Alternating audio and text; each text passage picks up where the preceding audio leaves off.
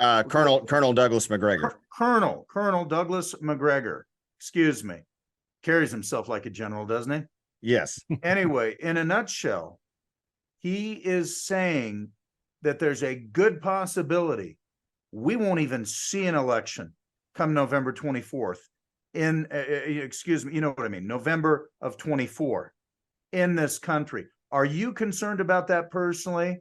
And if so, if we do see an election, is it going to be our last free election in this country if we don't get the right people back into Washington and do it now? You tell us. I mean, yes and no.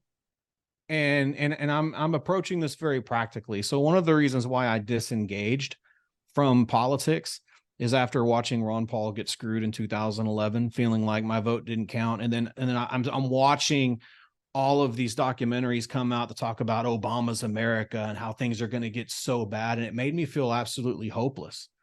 And so I had to pull myself out of that to be able and get myself out of that kind of depressive state. And so the reason why I say I'm 50-50 on it is because this could be just, I mean, like this could be just like that, where maybe it'll happen, maybe it won't. But do we want to allow it to bring us to a place where we feel so helpless and powerless? Because I can tell you all this.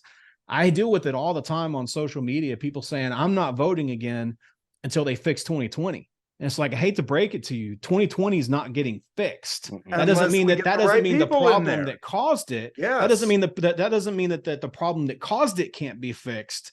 But 2020 is not going to get fixed. No, it's not. Guys, I faced a situation similar recently with a friend of mine. I said, you support President Trump, you want to see him back in the White House. Have you contributed any money to help him battle the corruption that we're all up against? And he says, no, he says, I'll send him money when he wins. And I said, what?